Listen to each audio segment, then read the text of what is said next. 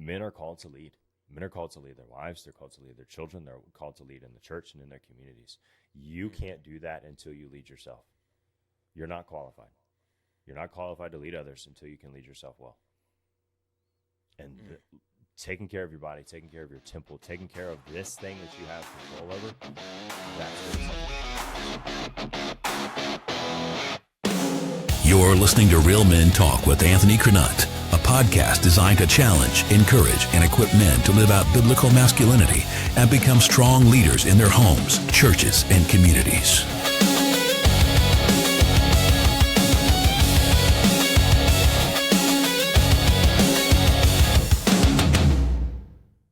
What's up, guys? Welcome to Real Men Talk. I am so excited about this conversation today with Sean McManus, who is the founder of McManus Strength and Nutrition. He's a men's strength coach, and he has been helping Christian men reclaim confidence, purpose, and leadership through faith, fitness, and discipline. Sean, what is going on, man? Anthony, what's up, bro? I'm excited for our conversation. I appreciate the time today, and we're going to get into it. It's going to be good. Yeah, it's going to be great. I'm super stoked about this conversation. You know, we talked the other day on the phone, and you know, again, I love to find men who are in the same vein. You know, God has placed me in, and who are all about strengthening men, discipling men, and you know, you take more of a holistic approach, right? Which is phenomenal. I don't think there's enough of that out there, and so. But before we get too deep into the McManus Strength and Nutrition and stuff like that, let's introduce the guys to you. Tell us your story. Yeah, man. So, grew up on a small family farm. So outside doing all the things, big family. I've got 6 brothers and sisters, so I'm one of 7. Let's go. Yeah, it was awesome. My mom and dad homeschooled before homeschooling was cool. Homeschooling is pretty cool now, but back when I was a kid, it was the weird thing to do. But they even then saw the direction that the public school system was going, and they were like, we want more Jesus in education. So kudos to them for that. It was awesome. Absolutely. But grew up on the farm. I loved that way of life. So that's actually what I went to school for. I went to school for agriculture and did an associate's degree. Because I wanted like the minimal amount of college that I could get, and still move forward and get some kind of decent job. So that's what I did. Came out of that and worked for a poultry company for like a Tyson or Purdue, for almost 10 years, almost a decade. And during that time, you know, got married to my beautiful wife, started having babies, but throughout that process of just working a corporate job, I was getting just kind of not happy with where I was at, and just unsettled in terms of like, God has got something else for me to do, and I'm just not sure what it is. So that kind of started with the trying to figure out the entrepreneurial journey of what that looked like. And then also during that time, my wife and I had our first baby, and through that period, she struggled with some postpartum depression stuff. And so that was kind of a tough spot for us, and I was searching out different mentors, different podcasts and books on like, what does it look like for me to, like, I've got to be doing something different. I've got to be doing something better. So what does that look like? Because I've got to figure out how to love her well and how to lead her well through this. And so came across this coaching program, and that was kind of my first dive into, you know, real coaching, real personal development. And it just really opened my eyes to what it would look like to lead from that kind of godly masculinity that we really don't learn about much. And how to do that practically. So that was just super good. It was the best thing that I could do for my marriage. But from that place, I started looking into my eyes were open to what men were missing in terms of Christian culture, in terms of church. And it was like, I want to be a part of making this better. So I was seeking the Lord, and I was like, Lord, what do you have for me here? And I kept coming back to strength and nutrition, because fitness has been a big part of my life for over a decade at this point. So it started small, just coaching some friends, coaching some guys who are like, hey, you look good, you're in shape, I want to do that. And so that's kind of where McManus Strength and Nutrition was born. And then we went full-time about 2 years ago. So obviously there's some details if you want me to fill in. I'm happy to, but try to give you kind of the high level view of what got us to where we are now. Yeah, the 30,000 foot view there. Yeah, absolutely. Yeah. I do want to go back. I want to explore something because something that well, there's a lot there I'd like to ask questions about, but the postpartum depression. Okay, so at what point were you like, okay, so I have got to figure out how to lead us and navigate us out of this? What did that look like?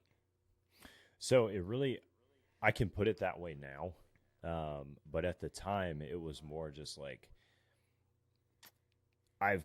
there's got to be something different here, because I didn't really know how to handle it. I didn't really know how to handle myself, Anthony. And so I also didn't know how to handle the emotions of my wife and what was going on there, because all of this is new as well. Because like we've been married for a couple of years, so marriage is new. And then also we just had a baby, so we don't know how to be parents yet. We just had a little one. So all of these things were new. So it was more the piece of like, I want this to be better. Something has to change, and I'm only in charge of me. So I got to figure out what I can do. So that was kind of the entry to searching that out and what that looks like. And then through that, I learned that like, hey, these feelings that you have as a man that you are supposed to lead, they are good. They're from God and they're biblical. And also you need to be doing this, and this is how you do it. And that's what was so helpful. Yeah, and kudos to you, because, so often I see men do this all the time. They pass the blame, kind of like Adam was in the garden. Well, this is your fault. You need to fix this, right? You need to change. Very seldom do you ever see somebody who will just step up and be like, okay, if something's got to change, I'm going to do it, right? And kudos to you, man. That's especially being young, searching all that stuff, and I'm sure. Let me ask you this: how much of your raising, right, prepared you for that decision? Man, I hit the lottery when it comes to parents, 100%. Like, I have a good godly mother, I have a good godly father, and I always saw my dad take responsibility. If there was he was one of those guys that, if there's a problem, he fixed it. That's just how it was. And so that's what I grew up seeing. So it was very much like number one, divorce was not an option. So like there was no thought of like, oh, we're just going to get divorced. We'll just, take the easy way out. But also like, I knew what we were going through in that moment. I didn't want the rest of our marriage to be that way. I was like, There's something better. We're missing something. I'm not sure what it is. I love Jesus. My wife loved Jesus. We obviously had a lot of growing to do, because that never stops in terms of growing in your relationship with Christ. But going after it in the kind of mindset of like, I just honestly, Anthony, I was just desperate. I just wanted something to change. I wanted something to get better. And I was like, I'm just going to look. And whatever I can find is what I can find. And that's where we went. And it was a blessing from God that I found the resources and the people that I found. Yeah. Well, and it's one of those things, if we'll search when our heart is pure and in the right direction, which yours was, right? The Lord opens the doors for us. Right, it's when we pass the blame and we're like, well, she needs to fix this and she's not doing this and she, that those doors won't open, right? But when we're this is something that I consistently try to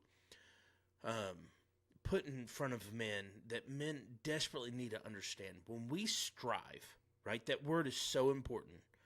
When we strive to be godly men, when we strive to be the leaders of our homes, when we strive to follow the Lord, He meets us there, right? And that's exactly what you were doing. You're like, hey, something needs to be fixed. The only place I know to go is Jesus, and so here we go. And that's the outlook on life that we should have in everything, that every man should have. Because so often we find ourselves in these spots, and the thing is they all look a little bit different, but they're all the same, right? Yours may, presented itself in postpartum depression after after your wife had your baby, some of us end up in situations where, we're just out of control. Maybe we made a bad decision, or maybe we, whatever that looks like, right? Puts us in these positions, and we're like, I don't know whether I should go drink a beer or chase Jesus, right? I actually had a guy tell me that the other day. He was going through a horrific thing. He just lost his grandbaby, 7 months old. The guy was legitimately going through. He's like, I don't, and he was just so open and vulnerable. He's like, I don't know. He said, do I need to chase Jesus, or do I need to go drink a beer?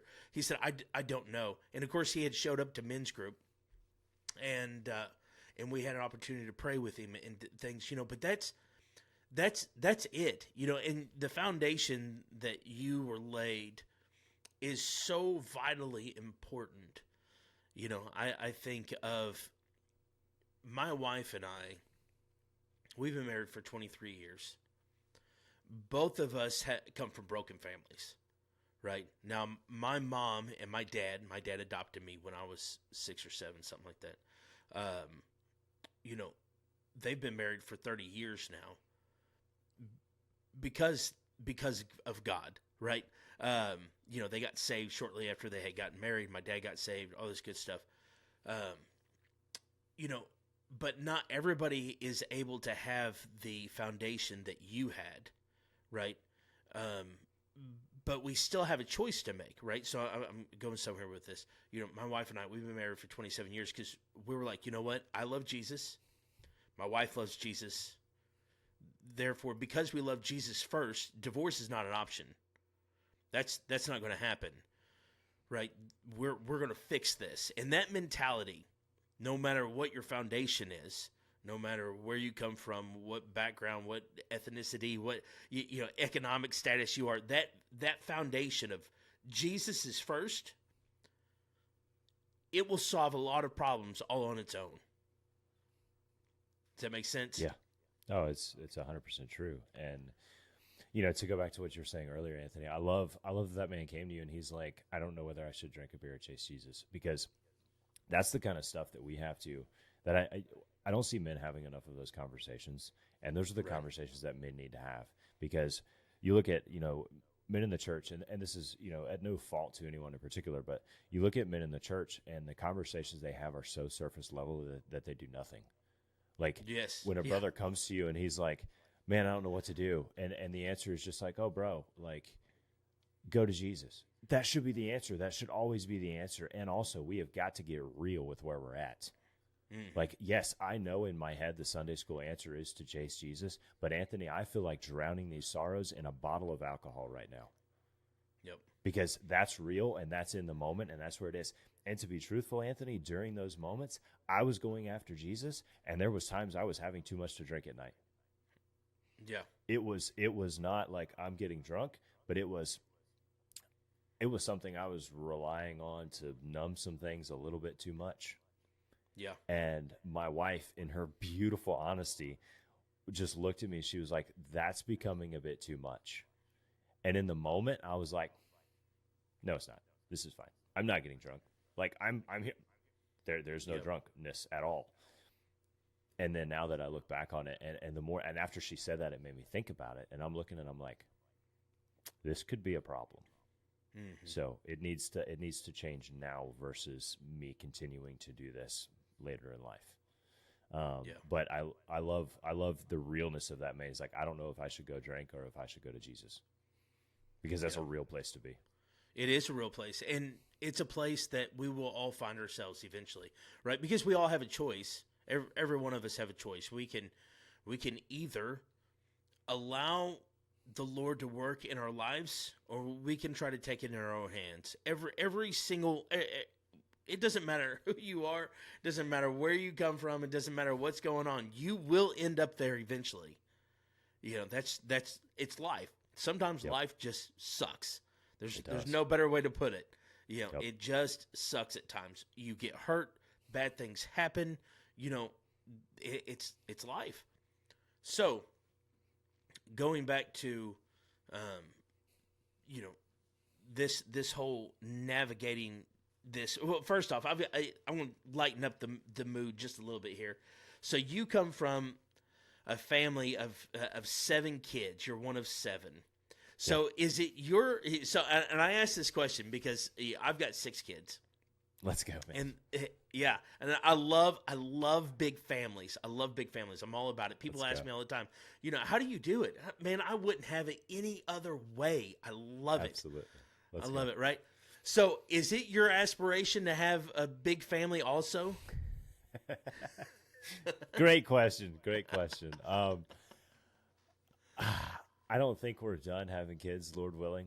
We've got 2 right now, but I don't know that I'm shooting for that many. But I don't think we're done yet. We'll just leave it at that. Yeah. My oldest, because I'm old and, so I've got one that's getting ready to get married. I have one that's married and, it's funny to see, because one of them's like, we're going to have 2 kids and that's it. Like, we're done. I don't want to have a big family. The other one's like, I want 15 kids, and, and so it's seeing each one of them a little bit different. It's funny. So I was just curious. Yep. Yeah. They're a blessing, man. They're just a blessing. They are a blessing. They are, absolutely, man, and I love it. I do. But so let's get into your journey into you're navigating through this postpartum. You're finding your these resources, these podcasts, and different. What in this time, these resources that were presented to you. You talked about podcasts, you talked about book. What was one influential podcast and what was one influential book that you would say definitely helped guide you? Good question. So 2 podcasts that come to mind. One, and it's gotten a little more prevalent now, but it wasn't super big when I was coming through, is the Family Captain podcast. The other one is Man in the Arena with Jim Ramos. Mm-hmm. So that's a really good one too. Those 2 in terms of godly masculinity was just really good. Now in terms of books, I would say, there's been so many good books. I would lean more towards business or entrepreneurship or finances in terms of, I would do that. Also, Wild at Heart by John Eldredge. If we're staying in that same Phenomenal vein of masculinity and biblical masculinity, that would be the one that comes to mind. And it's one of those that it can be a little slow. Like when I was listening to it, because I do a lot of audiobooks, and when I was listening to it, I was like, man, I would like doze just a little bit here and there, but there's so many nuggets of things that just connect how we operate on a day to day as men and how God created us. Like there's so many connections there that John Eldredge brings in. That was just super good. It just helped me understand myself better and go, okay, like there's a reason I feel the things that I do when I do, and it's a good thing. And like God made me that way. It's not something I should be fighting with because he made me that way. So that was both of those were good. That's good. So here we are, we're getting into, you're trying to navigate your way into ministry, right? What does God have for you? And it's interesting because every one of us, I truly believe every one of us is called into some kind of capacity of ministry, right? No, that doesn't mean all of us are going to have a podcast. It doesn't mean all of us are going to stand behind a pulpit. And, doesn't mean all of us, some of us are called in ministry in our workplace, on the job, different things like that. So as you're navigating this, Lord, where do you want me? Take us along that journey of what that looked like. Well, Anthony, he wrote it in clouds in the sky, and it just hit me in the face one day, and I just went, and that's what happened. Right? If it was only that easy. Oh man, dude, that's what I was waiting for. That's what I wanted. And during the process, like I was praying. I'm like, God, what do you want me to do? God, what do you want me to do? God, what do you want me to do? Just over and over and over for years. And through the process of, podcasts and books and people coming alongside me as mentors and things like that. But it just became more and more prevalent of like, I just got to start moving in a direction. I don't know what the direction is. And eventually what really was the tipping point, because I had done some entrepreneurial things before, but the real tipping point of like me leaving my W-2 was when we got pregnant with our second son. Because we've always been a one income household. So my wife has always watched over the kiddos, which has just been an incredible blessing. And the Lord has brought us through that. When my wife got pregnant with my second son, it was like, okay, now we have a timestamp. I've been thinking about leaving this place for some time because there was really not any other opportunity to earn more income there.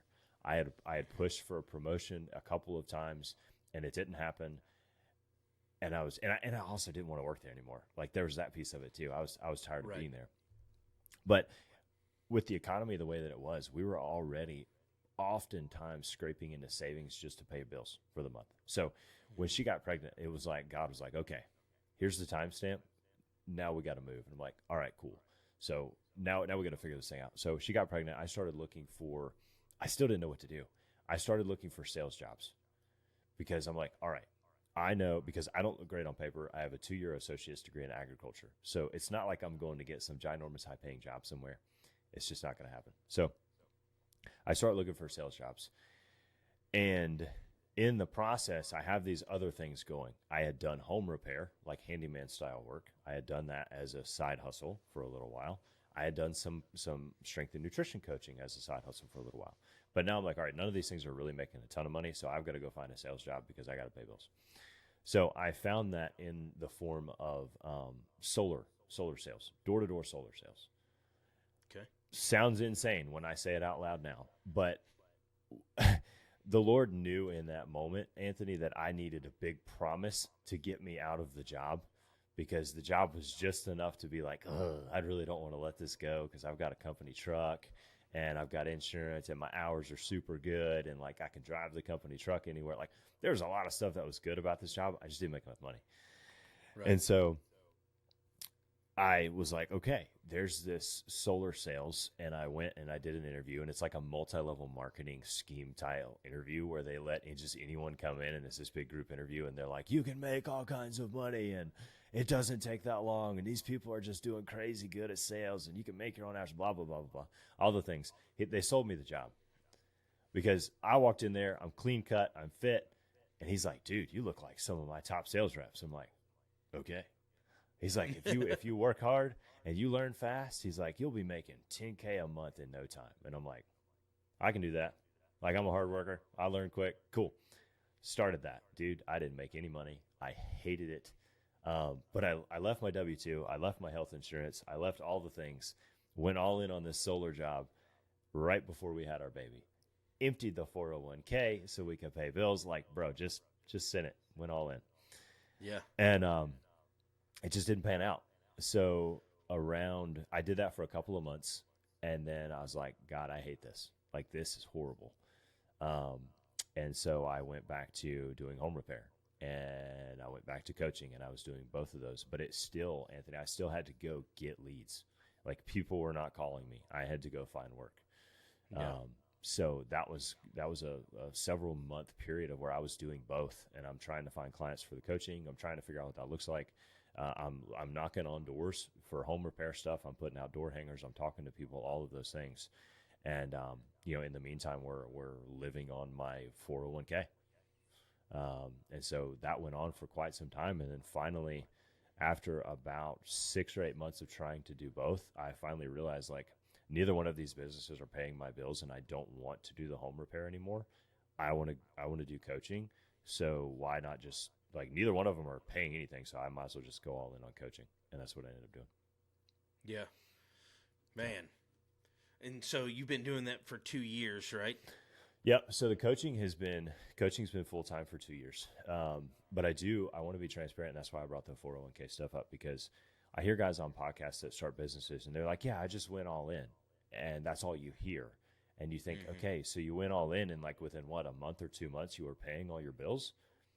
And that's not been my experience. Like, that's not been how it worked. So I feel like they've left something out. So we literally, like, I drained my 401k, and we lived on that for a while. And then a couple years prior, I said that I had been doing some entrepreneurial stuff.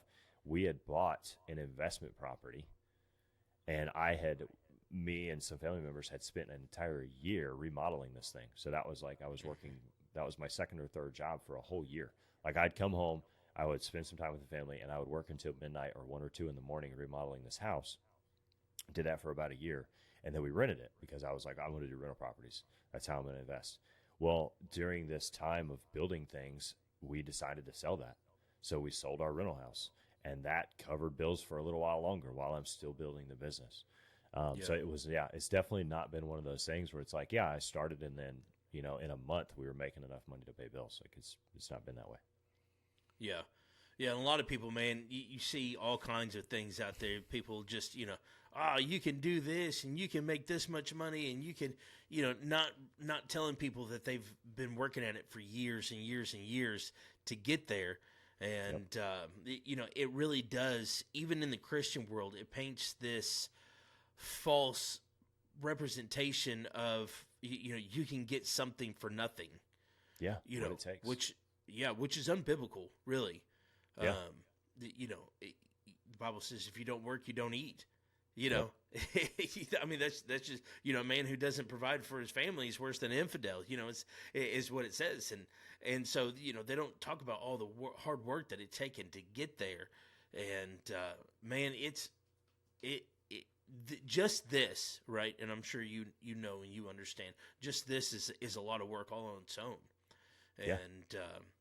And so people don't understand, you don't, nor do I think the Lord wants us to get something for nothing. Can he? Absolutely. Right. He's God. He does whatever he wants, but there's no lessons learned there. Yeah. Right. There's nothing there that brings value to us. Yeah. If we just, if we just learn to walk one day, you know what I mean? Like you just don't learn anything. And so, but what's up, guys? One of the many things I do as a content creator is on the side, I create professional business commercials for people for small businesses, different things like that look a lot like this. From small drywall repairs to larger projects, ADR Constructions believes every job deserves the same care. Because in Jefferson City, customers aren't just customers, they're neighbors. Craftsmanship built for the community we call home. Local work. Local trust. People ask me all the time, where did you get, is that your voice that you hear in there? No, it is a voice I have used from 11 Labs. That's right, 11 Labs. If you're a content creator and you need voiceovers, if you need text to speech, if you need a voice changer, check out 11 Labs. I use it all the time for a lot of my content creation. If you can't afford to pay some big name to create voiceovers for you, this is the way to go. It is great. I use it all the time. Go check out 11 Labs. I will have the link in the bio at the end of this podcast. Tell us about your coaching, right? So you've got this McManus Strength and Nutrition. What do you provide? Like when it comes to coaching, what do you provide, and how do you see it as a ministry? Yeah, so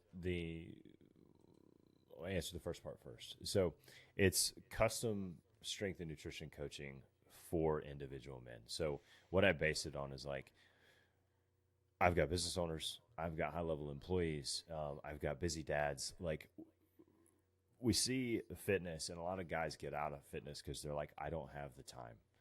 And I look at that, and I'm like, your priorities are not correct. I hear you, you're busy. And also, there's guys that are busier than you that are in shape. Like, that's just the reality of it. So it's really about taking the guy's schedule, taking his habits, taking his routines and where he's at, and giving him the steps to allow him to move forward consistently, and giving him the systems and the processes to be able to carry it on when we're done working together. Because my job as a coach is not to work with you for the rest of eternity. I will if you want to. Like, that's cool. It's great. Awesome. I love it. But my job is to teach you how to do the things so that you can go and continue to be fit. You can take care of the temple that God gave you. You can show your children, you can show your wife how to do it also. So that way when they grow up, your kids, when they grow up, they also continue to take care of their temple and they continue to be fit. So that's the goal. The goal is to teach the guy how to lead himself well so that he can then lead his family well. through other things. It just starts with strength and nutrition. So that's like it's basically the gateway drug. It's the gateway drug to leadership, is being able to lead yourself well with your strength and your nutrition. So that's where we start. Remind me what your second question was, Anthony? How do you view it as a ministry? Good. Okay. So there's a couple different ways we can look at it. And the one is the fact that your body is a temple and God gave it to you to steward well. So the correlation that I like to use is we think about borrowing a car. And when you say, hey, bro, like, can I borrow your car? Can I borrow your truck? I'm moving, whatever. Would you return that vehicle all dented up, all scratched up, as looking not good, empty, like there's no gas in it? Or would you clean it up, you'd make it nice, and you'd fill it back up with gas when you return it? Yeah. Most of us are going to clean it. We're going to fill it back up. We're going to take good care of it because it's not ours. Our body that God has given us and blessed us with is not ours. Everything we have on this earth is to steward well. So when that time comes, why are we going to return it to him and say, here, Lord, I didn't take care of this at all. I was lazy. I didn't pay attention to what I ate and the fuel that I put in it. This thing that you've given me, this one thing that you've given me that I can use to do whatever you've called me to do, I didn't treat it well. And therefore, maybe I didn't get to do all the things that you had for me. So that's the ministry piece. And then the other piece to it is what I was saying before, is like, men are called to lead. Men are called to lead their wives. They're called to lead their children. They're called to lead in the church and in their communities. You can't do that until you lead yourself. You're not qualified. You're not qualified to lead others until you can lead yourself well. And taking care of your body, taking care of your temple, taking care of this thing that you have control over, that's where the self-leadership starts. Yeah, and I could totally see, listening to you say that, I could totally see where your outlook when it comes to hardships, right? When it comes to, like your wife going through postpartum depression, those types of things, how what you're saying is what you have lived, right? What you just said is exactly what put you in the place where you're like, okay, so I have to fix me. The Lord has something for me, and then in turn, me as a leader, I can lead this family with right, and and that's good. That's real good. Again, that's that whole idea of we are all leaders. This is something I've been trying to get men to grasp a hold of for a very long time. We believe that every man is birthed with a measure of influence. Every one of us. Agreed. And influence is leadership. Yep. Right? John Maxwell, Greg Rochelle, right? They all say the same things. Influence is leadership. And to understand that the influence, I think a lot of men today do not realize the impact of their influence, and it is devastating, right? Because then you can just do whatever you want, and you don't really think about any of the repercussions. It's like one time we were at the river with a family, and there was another family just down the road, and just down the river just a little bit, within earshot, and not right on top of us, but within earshot. And every time, every now and again, I hear the dad. He'd be like, "Hey, go get me another beer," right? And the son would go give him a beer, and he'd come back, whatever. What he doesn't realize is that he is raising an alcoholic, right? He doesn't want him to be an alcoholic, right? But he has led him there, right? Because his influence is influencing that child, and he doesn't realize it. He doesn't want him to. No dad raises a child and be like, "Oh, I want him to be an alcoholic. I want him to be a deadbeat. I want him to be." Nobody wants. No decent father wants that, right? Of course, yeah. But what we don't understand is that our influence, the things that we do, the things that we say, the things that we represent, right, influence the people around us. You can walk into a room. I tell the guys this all the time. You can walk into the room and not say a word, and you will leave a measure of influence there. Mm-hmm. And it's either positive or negative. There is no neutral. Yep. There's no such thing as neutrality, right? That's a lot of hogwash. Like, you're not Agreed. just going to go in and be like, that guy was just here and he left. No, either that guy was a jerk, right? He come in here, he didn't say anything. You're leaving negative influence, right? Or, maybe somebody knows you and they're like, oh, he's just kind of a quiet person, right? I mean, one way or the other, you're leaving a measure of influence there, and it's going to impact somebody in some way. Well, we have this thing where we're leading our children all of the time. And what men don't understand, along with not understanding the importance of their influence, is we cannot lead somebody somewhere we are not. Mm-hmm. Right? Yep. Therefore, and I understand that it puts a lot of weight on our shoulders. Had a guy tell me one time, he said, why? Why does it always have to fall on us, right? And I understand where he's coming from, right? I mean, we've all felt that weight, right? Absolutely. Yeah, I think it's a fair question, right? But the truth is this is the way God has designed us. We are men. This is us. And God has given us strength to do that, right? Mm-hmm. But what that does is it puts the burden upon us. If we want our... And this is where we end up at all of the time, and I think it runs parallel to what you're doing. If we want our wives, our children, our friends to be at the feet of Jesus, well, guess what that means? We have to be there first. Absolutely. There's no other option. Nope. There is no other option. I remember. And I tell this story all the time, so I'll make it quick. But, when my kids were growing up, I worked, a W-2 job, and I worked at a factory, and I got up super early every morning. But I got up super early every morning to do a Bible study every day, right? Every day I would get up and I would do a Bible study. And every single day I left my Bible out where it had to be picked up, somewhere, on the couch, on the ottoman, on the kitchen table, on the counter. Somebody was going to see it. Somebody had to move it, right? Every day, intentionally. Because I was already up and gone before they even got to get ready for school, right? Mm-hmm. But I wanted them to understand, Dad's been here, right? Dad has been in his word today. Yep. Dad, this is what's important to my dad. Yep.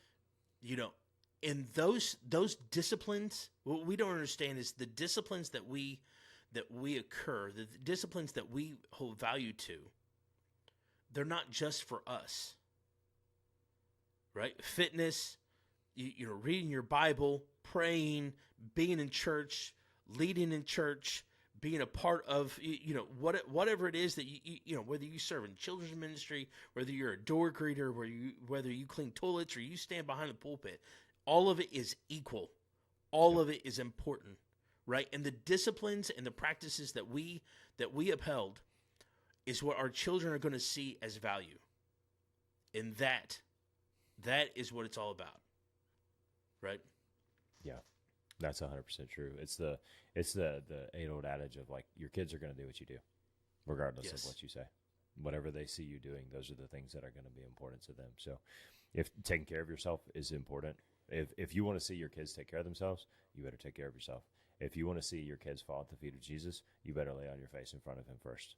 Same way with your wife. Same way with your children. That's exactly right.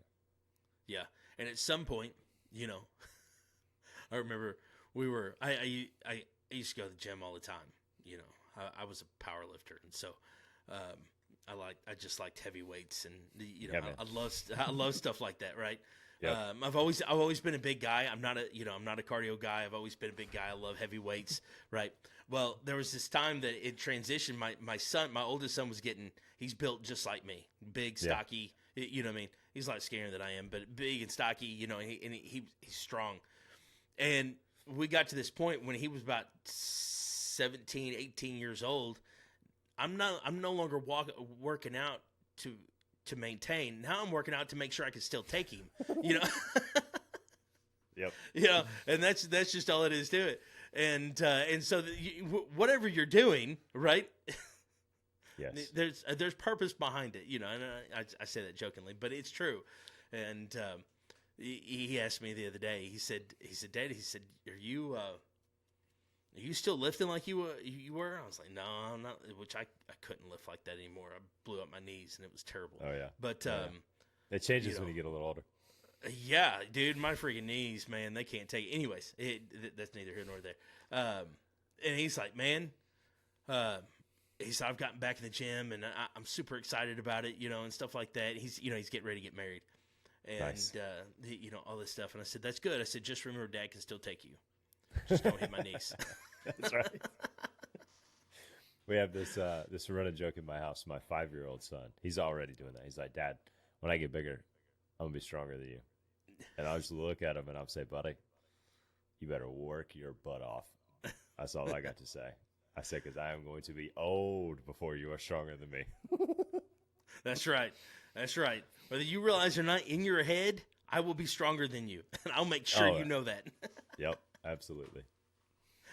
Well, man, so I want to be conscious of your time. This has been a great conversation. So I'm going to give you an opportunity here at the end. Whoever listens to this, right?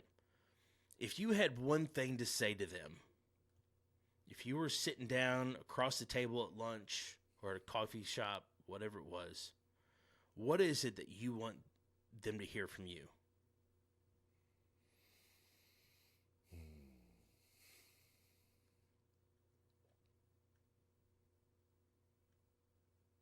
The biggest thing that I would like, my takeaway, just life in general, and this has to do with fitness, and this has to do with whatever, you know, whatever you're pursuing in life, as you pursue Christ, as you pursue your wife, as you raise your kids. My biggest fear, Anthony, always is being 85 years old, 90 years old, and being on my deathbed and wondering what would have happened if I would have done the things that God put in my heart. And whether that's discipling my kids, whether that's loving my wife well, whether that's starting a business or running a business or changing jobs. Because there's a lot of talk, and I posted something about this the other day, there's a lot of talk about entrepreneurship now. And I think entrepreneurship is awesome, and I love it. And also, you don't have to be an entrepreneur to be successful. So maybe it's changing jobs. Like, that's okay too. But I don't ever want to be laying there and go, man, I really wish I'd have tried that. And I really wish I wouldn't have been scared to do it. Because when I started taking that approach to life, my boring Christian life was not boring anymore. It was great, and it was fulfilling, and it was hard. But it grew me, and it stretched me, and it's still growing me, and it's still stretching me, because I don't plan on ever stopping. But I've just noticed this recently. It's like, I don't live a boring Christian life anymore. And I am so, so thankful for that. And also, it's extremely hard sometimes. Like, it's not all great and wonderful. Yeah. But I know I'm growing, and I know I'm stretching. And when I get old, regardless of how any of this turns out now, I want to know that I loved my kids well. I want to know that I led them well, that they knew Jesus because they saw me living in that every day. I want to know that I loved my wife well and I led her well, and that I lived in obedience. Whatever God called me to do, that I did not take the spirit of fear and let that trump what I want my faith to be. Yeah. So that would be the thing. Man, that's good. That's good. So, closing question, lighthearted. Closing question: what book or movie are you into right now? Ooh, book is Expert Secrets by Russell Brunson. That one's for business. That's the one I'm in right now. Movie. I haven't been into any good movies lately. I rewatched Independence Day a while back. That's a good one. That's a classic. Yeah. So Well, cool. Cool. Well, Sean, thank you so much for being a part of this podcast. This conversation was great. Tell everybody how they can get connected with you. Man, so first of all, it's been awesome to be here, Anthony. I appreciate you having me. I hope your listeners get some good stuff out of this. But we will be running so McManus Strength and Nutrition will be running a group challenge coming up soon. It's called the 45-day Reforge. And so if you have some guys that know they want to get a little bit more dialed in their fitness, in their leadership, there's going to be a group aspect of it. There's going to be a bit of a Bible study aspect to it, but it's going to be simple training plans, simple nutrition, and we'll get a link for your listeners if that's something they want to get into. But otherwise, social media at Sean McManus on Facebook, and I believe at the Sean McManus on Instagram and TikTok and X, and then McManusStrength.com if you guys want to check out the website. Excellent. And I highly suggest you guys go check him out, follow him, check out what he's got to offer. And Sean, I'm extremely impressed with you, being a young man and being as driven and as you are, and understanding who you are in Christ. Right? That's a big thing. And so, I'm super proud of you, and I'm so glad we got to have this conversation. And so, guys, those of you who are listening, go check out Sean. If you've got any questions for me, you can email me, realmen@palaceofpraise.com. You can check us out on Facebook, Instagram, all that good jazz. And check out our website, realmenministries.us. And as always, go check out the book. You can find it on Amazon, Framework for Biblical Masculinity. You can just type in my name, Anthony Cronut. And so... but before we leave, I want to say a prayer. Lord Jesus, I want to thank you. I want to thank you for Sean. I want to thank you for what you're doing in his life, in his ministry. Lord, we ask for blessings and purpose and vision in his ministry, God, Lord, that you will use him to further your kingdom, Lord. These men who are listening, Lord, that they will understand, Lord, that you love them, that you have direction for them. All they have to do is stop what they're doing, rely on you, and you will guide their way. Your word says that you guide our steps. Lord, that they will understand that you are for them and you are not against them. Lord, we want to give you all the glory and all the praise. In Jesus' name, amen.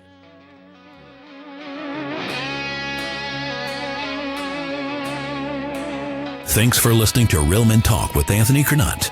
If this episode challenged you, take the next step. Check out his book, Framework for Biblical Masculinity. Share this episode with another man and keep growing as a leader in your home, church, and community.